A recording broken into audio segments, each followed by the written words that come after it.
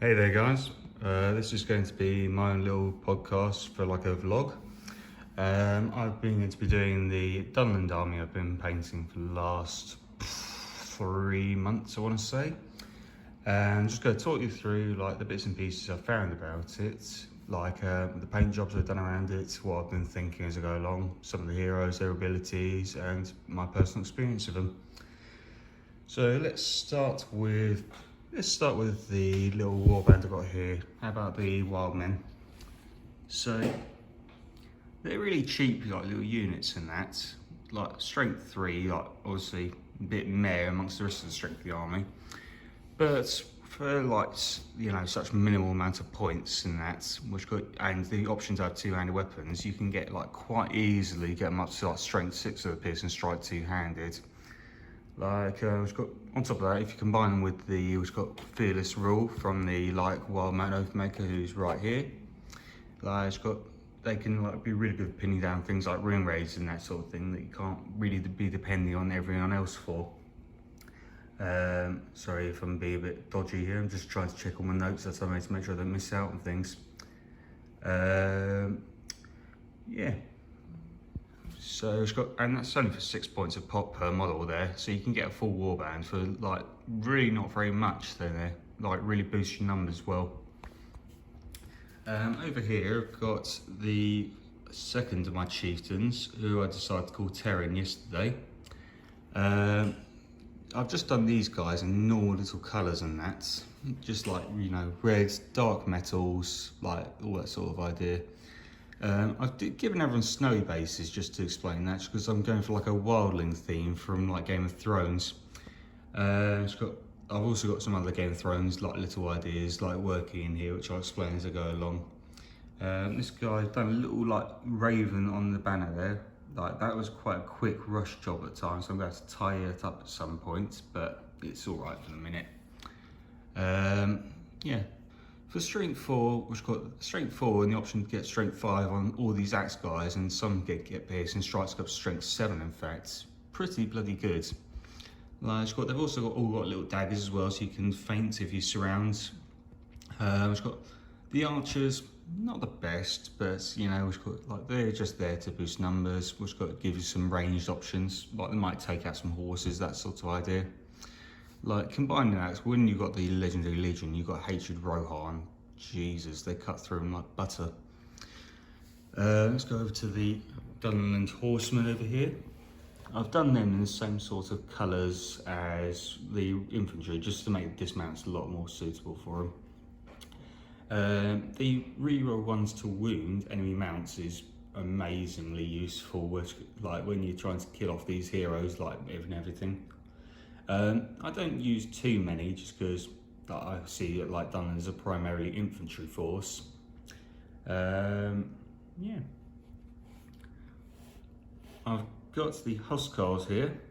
They're the only ones who have got any sort of goldish armour on them, apart from maybe like the little pins for cloaks and that on the chieftains. Because I figure they're going to be the elite, they're going to be the special guys, like basically basing them on the Varagian guards that you might have seen in things like Medieval 2.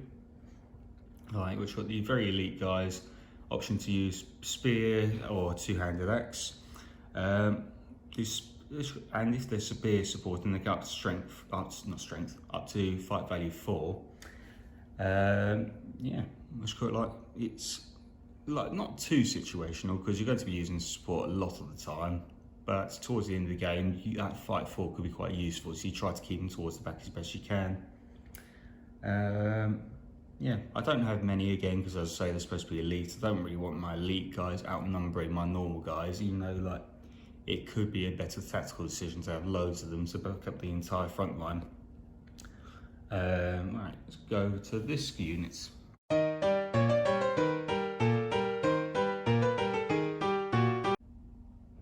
Sorry, I recorded my phone next day, pressed a button, like went off to like my gallery or something. Yeah, basically this unit is based on the idea of like paying the iron price in from the Iron Islands in Game of Thrones. So they're led by Dolph here. They basically only insist he'll lead anyone who's killed a Rohirrim and has a cape to prove it. So he's got a Rohan captain's shield there. and he also has a Royal Guards cloak. This is Slain. So all these other guys also got Rohirrim's cloaks, as you can see around here. Only one of them has a Royal Guard cloak, so I don't think many of them would have killed that many. I'd imagine Royal Guards are quite rare to come across in Middle-earth, so I'm not going to say like every single one of them has killed them. Yeah, and I think his prized possession is this guy here, who's captured a Royal Banner, which he's then desecrated with a picture of a ram, which I thought would be his own little sigil, and a white hand of Saruman in the corner. Yeah. This guy, as you might have noticed, is the Crebain. Let me bring that forward a bit. So since there's no model as yet, there might be this weekend, we'll find out. Hoping that it'll be released soon for it, because I quite like to get one of the official ones as well, but never mind. This I've made out of like a little safety clip, and they've wrapped around with green stuff. All the birds green stuff. The main branch has got a bit of pin inside of it as well. And the only thing that's not green stuff on this is the little skeleton at the bottom. That was like from some sort of Moria kit, which I found lying around in my bits box. Yeah, thought I'd just make like a little scavenger type thing for it, and it seems to fit quite nicely. Everyone seems to enjoy it, so yeah. So getting on to the last few, we have Frida, who I think is probably one of the best painted in my army. Yeah, we've got a based her on like Ygritte from Game of Thrones, the wildling girl with the kissed, like the red hair as if she's been kissed by fire. Yeah, she's bloody useful to have around if you've got enemy cavalry. Keep her at the back. When you see an enemy hero charging, throw in from behind, and suddenly they lose their cavalry bonuses, their knockdown, their extra attack. The only thing that needs specifying, which I'm sure will get covered in some future FAQ release, is whether the cavalry includes monstrous mounts, so like Fellbeast, chariots, that sort of idea. For now, I play as if it doesn't, because like realistically, I don't think she'll be able to nullify that charge. Yeah. Yeah, I think that's all about her. Okay. Oh, sorry, I'll just show you the back of her as well.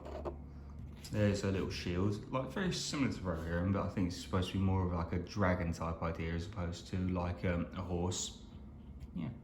Oh, one last little touch about her is like when you get her, she's supposed to be pointing her spear like upwards, but like I put her on one of these generation shift bases, and now it just looks like she's leveling the spear with, if I can just use this guy, leveling the spear with throat/head level, just to make it a little more action pose.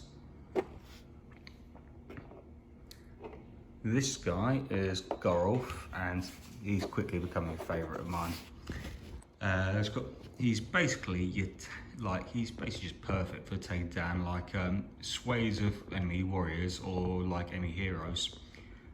If he gets into combat, as you know, he gets like to do a free heroic defense as long as he's fighting an enemy hero.